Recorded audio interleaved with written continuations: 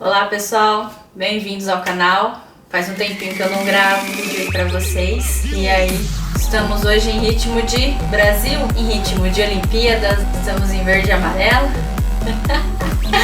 Tá bem propício aí pra torcer aí pros nossos atletas que estão representando tão bravamente nós aí como brasileiros. Ficamos aqui na torcida para que tudo dê certo.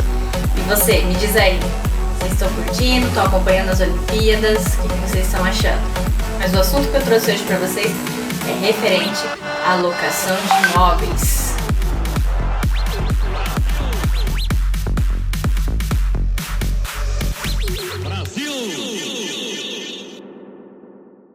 Primeiramente, você sabe o que é locação de imóveis?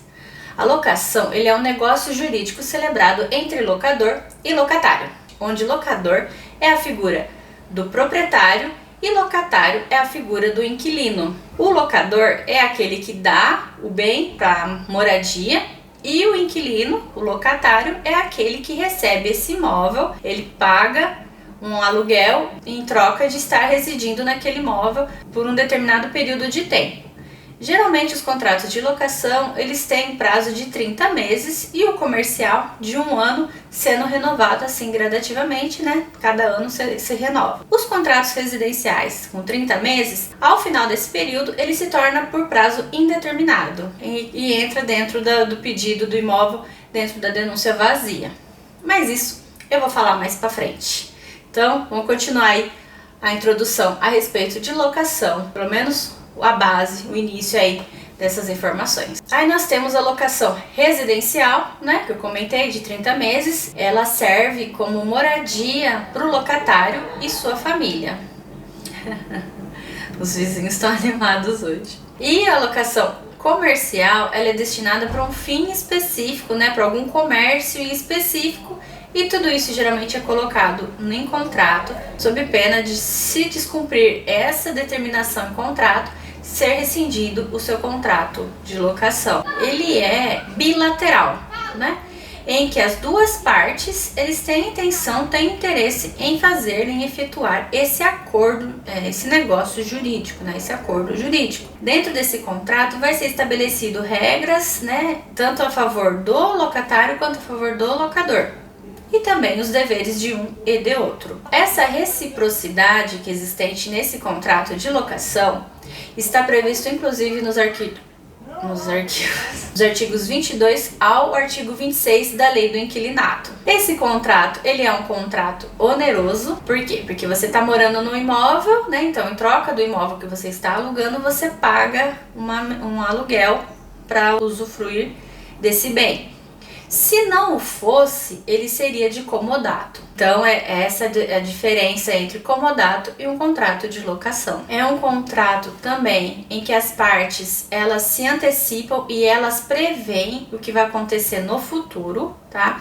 Então, por ser uma relação civil, não envolve um contrato, um direito do consumidor, e sim uma relação com base no direito civil, na lei do inquilinato, e outras leis, né, vinculadas a esse negócio jurídico. O direito do consumidor só apenas vai ser utilizado aí em alguns casos que tem que ser analisado também, é quando o locador ele tem um contrato de prestação de serviços com uma imobiliária, e essa imobiliária ela é responsável por administrar esses bens. Aí sim, o locador ele é um consumidor daquela imobiliária.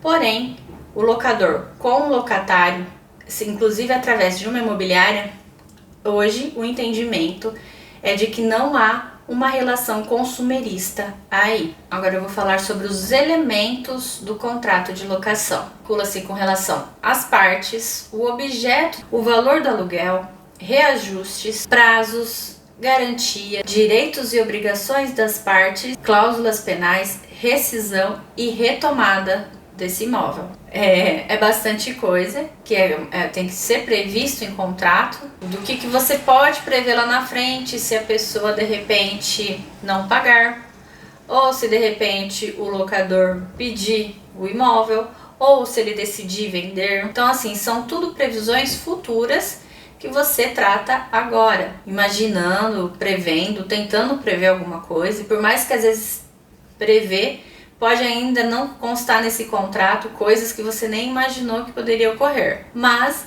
tenta-se ir aparando aí, né, deixando o máximo possível as coisas ligadinhas aí, tudo detalhado nesse contrato, para não sofrer nenhum tipo de susto, né, ser pego desprevenido, não tá previsto nesse contrato e de repente você tem que sair do seu imóvel, né, que você já tá morando, que você já tá se sentindo à vontade ali e de repente precisar desocupar por alguma coisa que não foi previsto anteriormente em contrato. Contudo, pode ocorrer também se não estar previsto no contrato, o que é regido é a lei do inquilinato e o Código Civil. Caso não esteja previsto em contrato, o que vai prevalecer é o que está em lei e não o que a pessoa decide ali na hora que deve ser feito, não.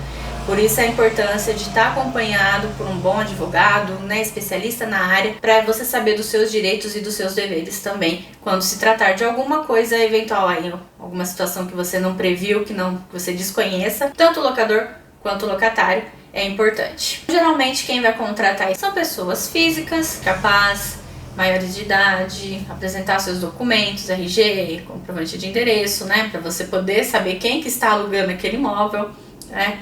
O locador, tanto o locador quanto o locatário. O locador é importante ter os documentos dele também, né? RG, CPF, certidão de casamento e a matrícula desse imóvel para comprovar que ele é o proprietário desse bem, né? Para não cair num eventual golpe aí de que a pessoa se passa por proprietário do imóvel e não é. Também temos essa preocupação aí com relação à locação. E o inquilino, né, o locatário, a documentação dele, renda, tudo para ver se ele vai ser capaz, se ele vai ter condições de alugar aquele bem, tá? E em casos de fiador, a documentação desse fiador também, com a matrícula atualizada daquele imóvel, para comprovar que ele é proprietário e o bem que ele está dando em garantia é realmente dele. Pessoas jurídicas também podem contratar, né? Aí são os contratos comerciais, apresentar contrato social, né? Quem são os representantes daquela empresa, os documentos daqueles sócios, né, como representantes da empresa que vão assinar por elas. Então é bom ter a documentação dessa empresa, a documentação dos sócios para fazer uma apuração e saber quem que é responsável aí em caso de eventual problemas futuros, tá? E na mesma coisa a documentação do locador e tudo mais, como eu já disse anteriormente. Então esses seriam alguns elementos necessários aí para apuração, para análise. Então, se você está alugando, é bom você pegar essas informações com o locador.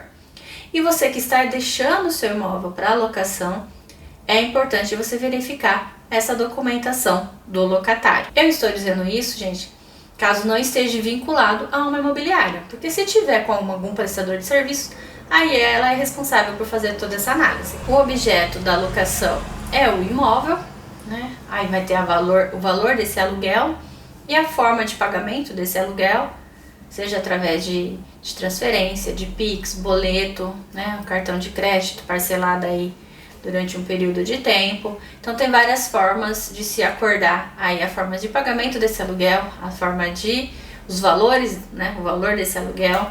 É importante também ter o seguro incêndio, o reajuste do aluguel. Geralmente sempre se coloca o IGPM, né, como índice oficial aí, colocado inclusive em contrato.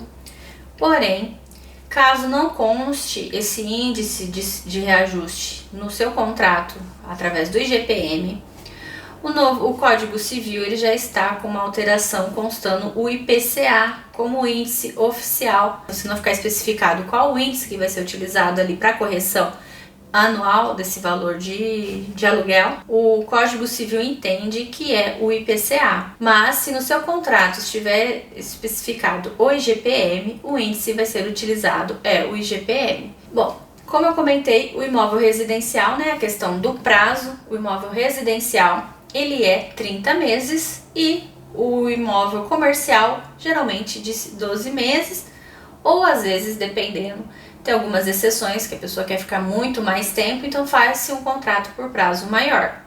Mas independente do prazo que ficou estipulado em seu contrato, esse acordo estabelecido de valores aí por meio de locação, ele não determina uma venda, tá? Não é uma venda indireta, pelo contrário. É um contrato, né, que você cede o seu imóvel a título de locação, né, a título de moradia ou a título de utilizar para fins comerciais, em troca de uma compensação financeira. Não tem nada a ver com venda, e sim apenas com a questão da alocação. A lei, ela autoriza que possa ser fixado qualquer prazo, mas o ideal é que se coloque esses 30 meses, porque nós temos a questão da denúncia vazia. Tem um detalhe muito sutil na lei, que se você não coloca como prazo de 30 meses o prazo residencial, você corre o risco do seu imóvel ser tomado só depois de 5 anos. Por isso que se coloca os 30 meses e às vezes até com isenção de multa após 1 ano. Passou esse prazo de 30 meses, você quer reaver esse imóvel, você pode reaver a qualquer momento sem precisar se justificar. Já aproveita, me segue, dá um like, acompanha meu canal, se inscreve, aciona o sininho, tudo que tem direito aí, viu? Pra ficar por dentro aí das novidades. Então, não deixe de me seguir e me acompanhar aí nas redes sociais também.